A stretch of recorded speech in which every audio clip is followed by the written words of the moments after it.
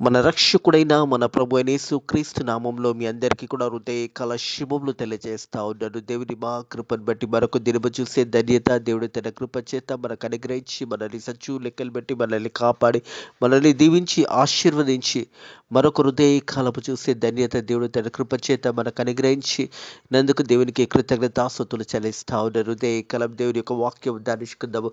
కొలస్సీలకు రాసిన పత్రిక 3వ అధ్యాయము 12వ వచనం నుంచి చివరి వచనము 25 వచ్చిన వరకున్న వాక్య భాగాన్ని హృదయకాలం ధ్యానించబోతా ఉన్నాము. కొలస్సీలకు రాసిన పత్రిక 3వ అధ్యాయము 12వ వచనం నుంచి 25 వచ్చిన వరకున్న వాక్య భాగాన్ని ధ్యానించబోతా ఉన్నాము. మొదటగా చూసినట్టయితే మనం దేనిని హత్తుకొని జీవించాలో ఈ యొక్క అంశము హృదయకాలం ధ్యానించబోతా ఉన్నాము. అదే రీతిగా కుటుంబము, పిల్లలు ఏ రీతిగా జీవించాలో 2 అంశంలో కూడా వాక్యము ద్వారా హృదయకాలము ధ్యానించబోతున్నామనే సత్యాన్ని జ్ఞాపకము చేసుకోవాలని ప్రభు పేరిట తెలియజేస్తా ఉన్నాను. 12వ వచనం చూసినట్టయితే, కాగా దేవుని చేత ఏర్పరచబడిన వారును పరిశుద్ధులు ప్రియులైన వారికి తగినట్టుగా మీరు జాలి కలిగిన మనసు, దయాత్వము, వినయము, సాత్వికము, దీర్ఘశాంతము ధరించుకునండి. ప్రియ దేవుని సంగమా, దేవుని ప్రజలరా, దేవుని వాక్యము తెలియజేస్తూ ఉంది. దేనిని ధరించుకొని మనం జీవించాలో హృదయకాలము వాక్యము ద్వారా దేవాది దేవుడు మనతో మాట్లాడుతున్నాడు అనే సత్యాన్ని జ్ఞాపకం చేసుకోవాలని ప్రభు పేరిట తెలియజేస్తున్నాడు. కాగా దేవుని చేత ఏర్పరచబడిన వారు పరిశుద్ధులను ప్రియులైన వారికి తగినట్టుగా మీరు జాలి కలిగిన మనసు. మొదటగా చూసినట్లయితే జాలి కలిగిన మనసు, మంచి మనస్సాక్షి కలిగి జీవించాలనేది దేవుని యొక్క వాక్యము తెలియజేస్తుంది. రెండవది ఏం చేస్తున్నట్టే దయాలుత్వము. దయాలుత్వము, అలాగే మూడోది వినయము, సాత్వికము, దీర్ఘశాంతము ధరించుకొనండి అని దేవుని వాక్యము తెలియజేస్తుంది. ప్రియ దేవుని సంగమా, దేవుని ప్రజల, ఈ 5 అంశములలో మనల్ని మనము పరిశోధించుకొని మనం ఏ రీతిగా జీవిస్తున్నామో మనల్ని మనం పరిశోధించుకోవాలని దేవుని వాక్యం తెలియజేస్తుంది. జాలి కలిగిన మనసు, దయాలత్వము, వినయము, సాత్వికము, దీర్ఘశాంతమును ధరించుకునండి.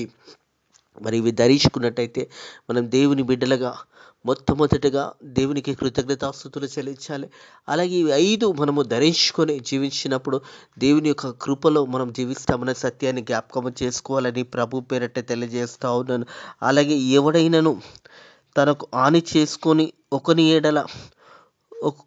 ఎడల ఒకడు సహించుకొని ఒకడు క్షమించుకొనండి.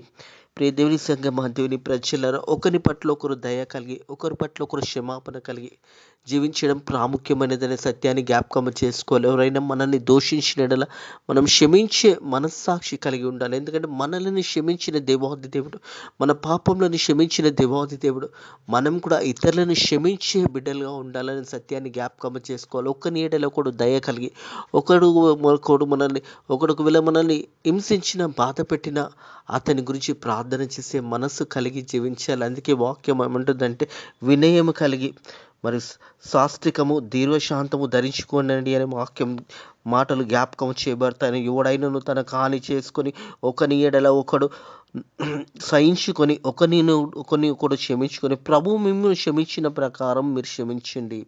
ప్రభు మిమ్మల్ని క్షమించిన ప్రకారము మీరు క్షమించండి. దేవాది దేవుడు మనల్ని క్షమించి ఉన్నాడు, మన పాపాలను క్షమించి ఉన్నాడు. మన జీవితాలలో దేవుడు నూతన హృదయాన్ని దేవుడు మనకు అనుగ్రహించినప్పుడు మనం కూడా ఇతరులను క్షమించే బిడ్డలుగా ఉండాలనే సత్యాన్ని జ్ఞాపకం చేసుకోవాలి. అందుకే వాక్యం అంటుంది, ప్రభు మిమ్మల్ని క్షమించిన ప్రకారం మీరు కూడా ఇతరులను క్షమించండి అనే మాట జ్ఞాపకం చేయబడుతుంది. ప్రియ దేవుని సంగమా, దేవుని ప్రజల, ఎప్పుడైతే మనం ఇతరులను క్షమించగలుగుతామో మన జీవితంలో ఒక నెమ్మది కలుగుతుందనే సత్యాన్ని జ్ఞాపకం చేసుకోవాలి. ఎంతసేపు కోపము, అసూయ పెట్టుకొని జీవితకాలం అంతా కూడా జీవించినప్పుడు ఆ కోపం, అసూయ వల్ల శరీరంలో అనేక బలహీనతలు వస్తాయి, అనేక రోగములు కలుగుతాయి. అవిట్ల నుంచి నువ్వు విడుదల పొందుకోవాలంటే నువ్వు క్షమించినప్పుడు నీ హృదయంలో ఒక సంతోషం ఉంటుంది అనే సత్యాన్ని జ్ఞాపకం చేసుకోవాలి. అందుకే వాక్యం ఏముంటుంది, ప్రభు మిమ్మల్ని క్షమించిన ప్రకారం మీరు ఇతరులని క్షమించండి అని దేవుని వాక్యం తెలియజేస్తుంది. కాబట్టి మనం ఇతరులని క్షమించే మంచి మనస్సు కలిగి జీవించడం ఎంతో ప్రాముఖ్యమైనది అనే సత్యాన్ని జ్ఞాపకం చేసుకోవాలని ప్రభు పేరిట తెలియజేస్తా ఉన్నాను. ప్రభు మిమ్మల్ని క్షమించలాగా మీరు కూడా క్షమించండి. వీటిపైన పురుతము అనుబంధమైన ప్రేమను ధరించుకునండి. ప్రియ దేవుని సంగమా, దేవుని ప్రజలరా, ప్రేమను ధరించుకునండి అనే మాట జ్ఞాపకం చేయబడుతుంది. వీటిపైన పరిపూర్ణత అనుబంధమైన ప్రేమను ధరించుకొనండి. ప్రేమ అన్ని విషయములలో గొప్పది అనే సత్యాన్ని జ్ఞాపకం చేసుకోవాలని ప్రభు పేరట తెలియజేస్తా ఉన్నాను. ప్రియ దేవుని సంగమా, దేవుని ప్రజలారా, ప్రేమ అన్నిటినీ క్షమిస్తుంది అనే సత్యాన్ని కూడా జ్ఞాపకం చేసుకోవాలని ప్రభు పేరట తెలియజేస్తా ఉన్నాను. అలాగే చూసినట్టయితే ప్రియ దేవుని సంగమా, దేవుని ప్రజల ప్రేమ అన్నది అన్నిటి విషయంలో మరి ప్రాముఖ్యమైనదనే సత్యాన్ని జ్ఞాపకం చేసుకోవాలని ప్రభు పేరట తెలియజేస్తా ఉన్నాను. మనం చూసినట్టయితే మొదటి కొరింథీయులకు రాసిన పత్రిక 13వ అధ్యాయము 13వ వచనము, కాగా విశ్వాసము, నిరీక్షణ, ప్రేమ మూడు నిలిచును, వీటిలో శ్రేష్టమైనది ప్రేమే. వీటిలో శ్రేష్టమైనది ప్రేమ. మూడు విషయాలు చూసినట్టు విశ్వాసము, నిరీక్షణ, ప్రేమ, ఈ మూడు నిలిచి వీటిలో శ్రేష్టమైనది ప్రేమ.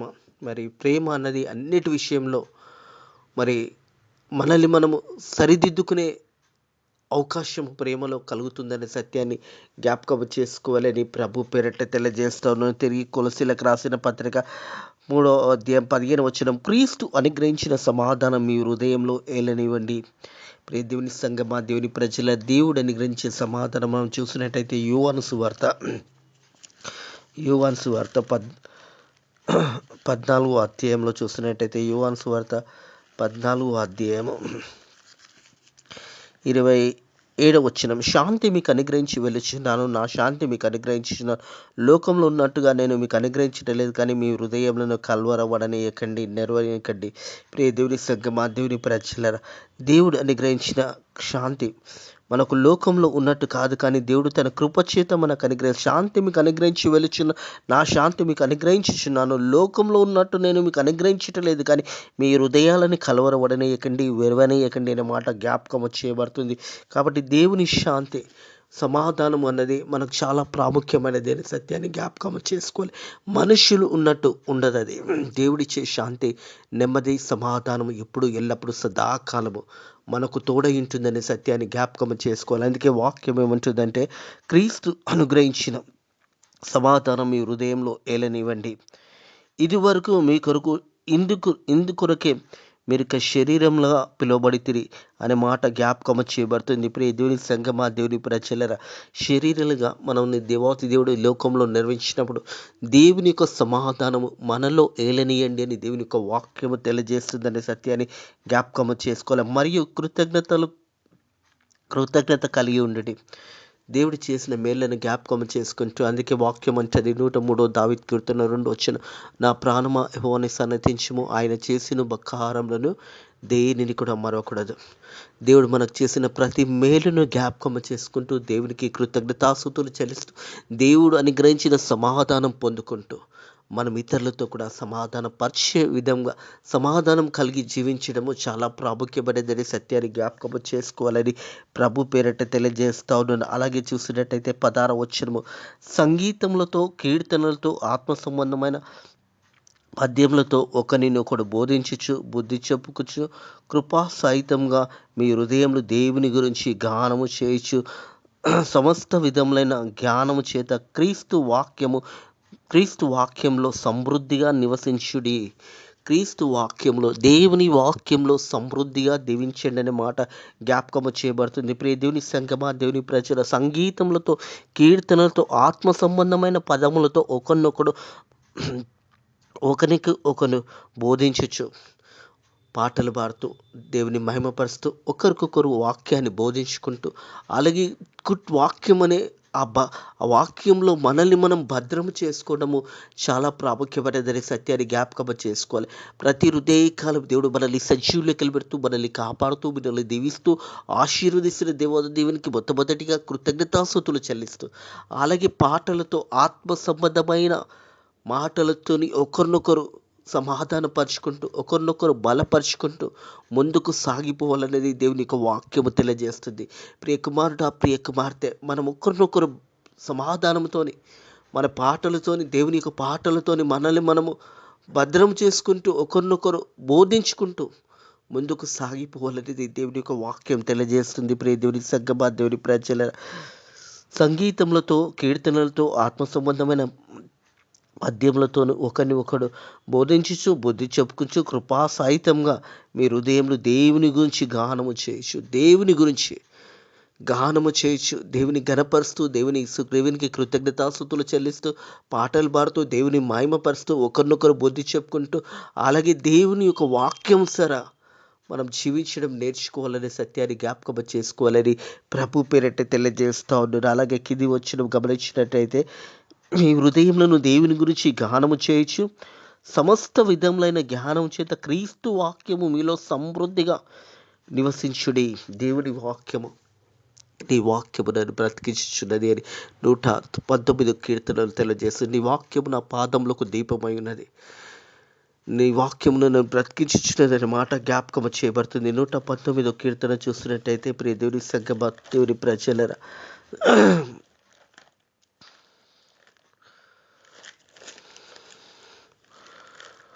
119 కీర్తన 50 వచనం చూసినట్టయితే నీ వాక్యము నన్ను బ్రతికించున్నది, నా బాధలో ఇది నాకు నెమ్మది కలగజేయుచున్నది. అలాగే 105 వచనం చూసినట్టయితే నీ వాక్యము నా పాదములకు దీపము, నా త్రోవకు వెలుగై ఉన్నది. దేవుని వాక్యము మన పాదములకు దీపమై ఉన్నది, మన త్రోవకు అది వెలుగై ఉన్నది అనే సత్యాన్ని జ్ఞాపకం చేసుకోవాలి. అందుకే వాక్యం ఏమంటుందంటే మీ హృదయంలో దేవుని గురించి గానం చేయొచ్చు, సమస్త విధములైన జ్ఞానం చేత క్రీస్తు వాక్యము సమృద్ధిగా నివసింపనీయుడి. దేవుని వాక్యం అనేది మనకు కావాలి. ప్రతి హృదయ కాలము వాక్యం అనేది దేవుడు మనతో మాట్లాడుతున్నప్పుడు వాక్యాన్ని శ్రద్ధగా విని మనలో ఏదైనా వాక్యానికి విరోధంగా ఉన్నది అవన్నీ కూడా తీసివేసుకోవాలి. అందుకే మనం చూసాం కదా 12వ వచనంలో ఏమి కలిగి ఉండాలో దేవుని వాక్యము మనకు తెలియజేసింది. ప్రియ దేవుని సంగమా దేవుని ప్రజల, మీరు జాలి కలిగిన మనసు, దయాళత్వము, వినయము, సాత్వికము, దీర్ఘశాంతాన్ని ధరించుకునండి. 5 ధరించుకున్నట్టయితే మనం దేవుని యొక్క వాక్యాన్ని విని వాక్యాన్ని ధరించుకొని ముందుకు సాగిపోయినప్పుడు అది మనకు మన కుటుంబంకు ఆశీర్వాదకరంగా దీవెనకరంగా ఉంటుందనే సత్యాన్ని జ్ఞాపకం చేసుకోవాలని ప్రభు పేరట తెలియజేస్తా ఉన్నాడు. అలాగే 17వ వచనం, మరియు మాట చేతను కానీ క్రియ చేతను కానీ మీరు ఏమి చేసినా ప్రభు అయిన యేసు ద్వారానే తండ్రి అయిన దేవునికి కృతజ్ఞతాస్తుతులు చెల్లించు, సమస్తము ఆయన పేరట చేయండి. సమస్తము మనం మాట్లాడుతున్నప్పుడు, పాటలు పాడుతున్నప్పుడు మన సంభాషణ ఎలా ఉండాలంటే దేవునిని గణపరిచే విధంగా ఉండాలని సత్యాన్ని జ్ఞాపకము చేసుకోవాలని ప్రభు పేరట తెలియజేస్తాను. మరియు మాట చేతను కానీ క్రియ చేతను కానీ మనం మాట్లాడుతున్న విధానం కానీ మనం చేసే పనులలో కూడా దేవునిని గణపరిచే విధంగా మనం చేయాలనేది దేవుని యొక్క వాక్యం తెలియజేస్తుంది. మాట చేతనే కానీ క్రియ చేతనే కానీ మీరు ఏమి చేసినా ప్రభు అయిన యేసు ద్వారా తండ్రి అయిన దేవునికి కృతజ్ఞతాస్తుతులు చెల్లిస్తూ సమస్తము ఆయన పేరట చేయండి. మనం మాట్లాడుతున్నప్పుడు మనం చేయవలసిన పనులలో క్రియలలో కూడా దేవుని గణపరిచి దేవునికి కృతజ్ఞతాస్తుతులు చెల్లిస్తూ మనం చేసే పనులలో కూడా దేవునిని గణపరిచే విధంగా మనము చేయాలనేది దేవుని యొక్క వాక్యం తెలియజేస్తుంది. మాట చేతనే కానీ క్రియ చేతనే కానీ అలాగే మనం చేస్తున్న సమస్తము మీరు ఏమి చేసినా ప్రభు అయిన యేసు ద్వారా తండ్రి అయిన దేవునికి కృతజ్ఞతాస్తుతులు చెల్లిస్తూ సమస్తము ఆయన పేరట చేయండి. భార్యలారా మీ భర్తలకు విధేయులై ఉండండి, ఇది ప్రభువును బట్టి యుక్తమైనది. ప్రియ దేవుని సంఖ్య దేవుని ప్రజలరా, ఇక్కడ నుంచి ఈ వాక్య భాగంలో చూసినట్టయితే పిల్లల గురించి కుటుంబం గురించి రాయబడింది. భార్య భర్తల విషయంలో రాయబడిన మాటలు. మరి భార్య భర్తకు లోబడి జీవించడం అనేది చాలా ప్రాముఖ్యమైనది. ఇది వాక్యము తెలియజేస్తుందని సత్యాన్ని జ్ఞాపకం చేసుకోవాలి. 18వ వచనం, భార్యలారా మీ భర్తలకు విధేయులై ఉండి, ఇది ప్రభువును బట్టి ఇది యుక్తమైనది. ఒకరి పట్ల ఒకరు దయ కలిగి, ఒకరి పట్ల ఒకరు క్షమాపణ కలిగి, ఒకరి పట్ల ఒకరు సమాధానం కలిగి, ఒకరి పట్ల ఒకరు నెమ్మది కలిగి జీవించడంలో ప్రాముఖ్యమైనది. మొదటిగా చూస్తున్నట్టయితే భార్యలారా మీ భర్తలకు విధేయులై ఉండి, ఇది యుక్తమైనది అనే సత్యాన్ని జ్ఞాపకం చేయబడుతుంది. కుటుంబం కట్టబడాలి అంటే ఒకరినొకరు అర్థం చేసుకొని, ఒకరినొకరు ప్రేమించుకొని, ఒకరినొకరు సమాధానపరుచుకున్నప్పుడు ఆ కుటుంబము దీవించబడుతుంది, ఆశీర్వదించబడుతుంది. అలాగే భర్తలారా మీ భార్యలను ప్రేమించండి. దేవుని సంగమా దేవుని ప్రజలరా, ఇక్కడ భార్యలకు దేవుడు వాక్యం ద్వారా మాట్లాడుతున్నాడు. భార్యలారా మీ భర్తలకు విధేయులై ఉండండి, అలాగే భర్తలారా మీ భార్యలను ప్రేమించండి అని వాక్యం తెలియజేస్తుంది. ఈ యొక్క భార్య ఎప్పుడైతే భర్తకు లోబడినప్పుడు, భర్త భార్యను ప్రేమించినప్పుడు ఆ కుటుంబము దీవెనకరంగా ఆశీర్వాదకరంగా జీవిస్తున్న సత్యాన్ని జ్ఞాపకం చేసుకోవాలని ప్రభు పేరట తెలియజేస్తా ఉన్నాను.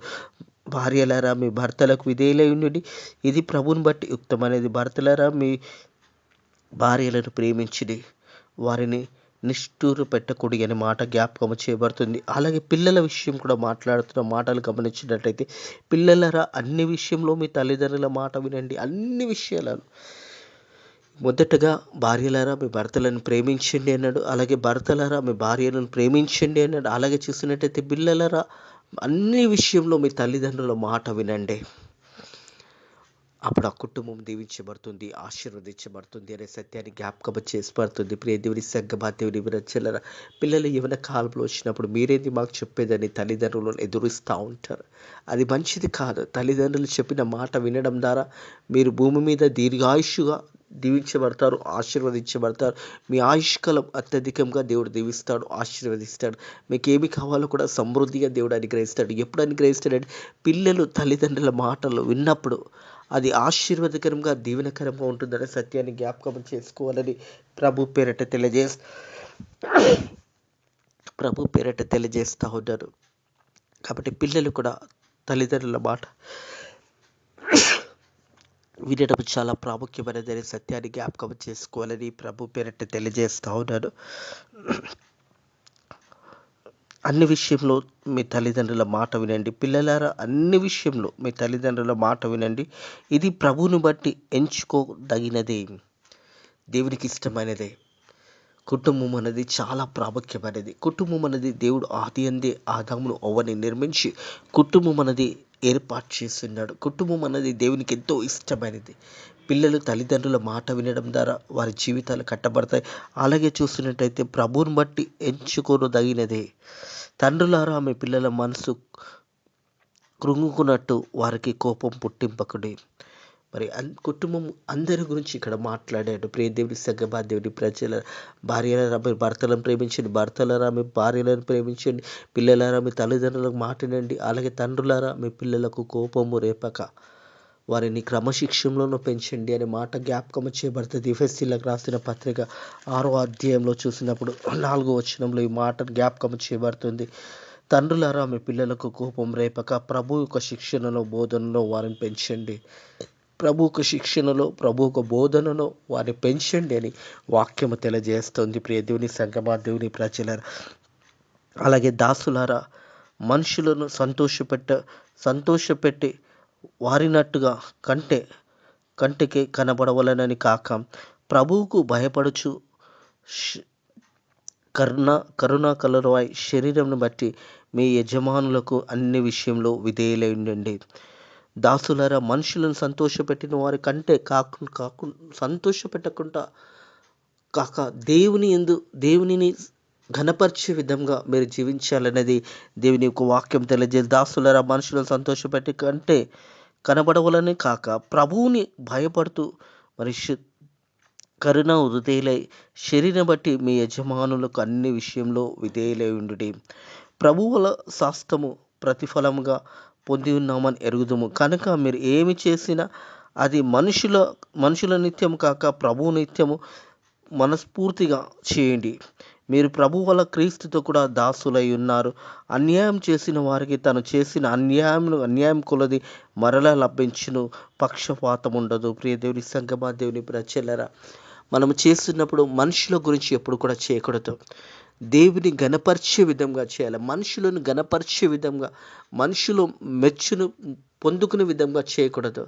అందుకే వాక్యం ఉంటుంది, ఒకవేళ మీ యజమానులకు కూడా మరి వారికి భయపడుతున్నాడు, మనుషులకు భయపడే విధంగా చేయకుండా దేవునికి భయపడుతూ మరి మీరు చేయవలసిందనే మాట జ్ఞాపకం చేయబడుతుంది. అన్యాయంగా చేసిన వారికి తప్పకుండా ఒకరోజు అన్యాయంకి శిక్ష విధించబడుతుందనే సత్యాన్ని కూడా జ్ఞాపకం చేయబడుతుంది. ప్రియ దేవుని సంగమా, దేవుని ప్రభు వల్ల శాస్త్రము ప్రతిఫలంగా పొంది ఉన్నామని ఎరుగుదాం కనుక మీరు ఏమి చేసినా అది మనుషుల నిత్యం కాక ప్రభు నిత్యము మనస్ఫూర్తిగా చేయండి. మనుషుల నిత్యము కాదు. అందుకే వాక్యం అంటది, మనం చూస్తే 118 కీర్తన 8-9 వచనంలో బైబిల్ సెంటర్ ఆఫ్ వర్డ్స్లో ఏమంటుందంటే, మనుషులను నమ్ముకునే కంటే యెహోవాను ఆశ్రయించటం మేలు, రాజులను నమ్ముకునే కంటే యెహోవాని ఆశ్రయించటం మేలు. కాబట్టి మనుషులు మనల్ని చూసినప్పుడు ఏదో మనుషుల పక్షాన మనం నిలబడినట్టు ఏదో చేయకూడదు, కానీ దేవునికి భయపడి దేవుని చిత్తానుసారంగా చేయవలసిందనే సత్యాన్ని జ్ఞాపకము చేయబడుతుంది. అందుకని ప్రభు వల్ల శాస్త్రం ప్రతిఫలంగా పొందిన మనం ఎరుగుదాం గనుక మీరేమి చేసినా అది మనుషుల నిత్యము కాక ప్రభు నిత్యము మనస్ఫూర్తిగా చేయండి. ప్రభు నిత్యము మనస్ఫూర్తిగా చేయండి. మనం ఏం చేసినా దేవుని గణపరిచే విధంగా చేయాలి. మనుషుల గురించి చేయొద్దు అనే సత్యాన్ని జ్ఞాపకం చేయబడుతుంది. మనుషుల మెప్పు కొద్ది కాలమే ఉంటుంది. నువ్వు మంచి ధనము ఐశ్వర్యం ఉంటే నిన్ను పొడుగుతారు, నీ వెంబడి ఉంటారు. నీ దగ్గర ధనము ఐశ్వర్యం పోయినప్పుడు మనుషులు నీ దగ్గర నుంచి వెళ్ళిపోతారనే సత్యాన్ని జ్ఞాపకం చేసుకోవాలి. కాబట్టి మనుషుల నిత్యము కాక దేవుని నిత్యము చేయండి. సాయం చేసిన ఇతరులకు సాయం చేసిన, ఇతరులకు మనం ఏదైనా ఇచ్చినా కానీ అది మనస్ఫూర్తిగా దేవుని యందు భయభక్తులు కలిగి దేవుని చిత్తానుసారంగా చేయండి. మనుషుల మెప్పు గురించి ఏది కూడా చేయకుండానే దేవుని యొక్క వాక్యం తెలియజేస్తుంది. కాబట్టి మనం ఏది చేసినా దేవుని యందు భయభక్తులు కలిగి మన మాట చేతనైనాను క్రియ చేతనైనాను దేవుని గణపరిచే విధంగా మనం చేయాలనేది దేవుని యొక్క వాక్యం తెలియజేస్తుంది. ఇటు మాటలను దేవుడు కాలము మీ హృదయాలలో దేవుడి మాటలను దీవించి ఆశీర్వదించి వీళ్ళని బలపరిచి ధైర్యపరిచి ముందుకు నడిపించును గాక. అనారోగ్యంతో ఉన్న బిడ్డలను దేవుడు స్వస్థపరచును గాక. ఆర్థిక ఇబ్బందులతో బాధపడుతుండగా మీ ఆర్థిక ఇబ్బందులు కూడా దేవుడి నామంలో తొలగించబడును గాక. బాధతో దుఃఖముతో ఉన్నట్టయితే మీ బాధ దుఃఖము దేవుడు తొలగించును గాక. ఈ రోజంతట్లో దేవుడు మిమ్మల్ని మీ కుటుంబంలోని దీవించి ఆశీర్వదించును గాక. ప్రార్థన చేసుకుందాం. పరిశుద్ధుల దేవానికి వందనములు, స్తోత్రములు తండ్రి.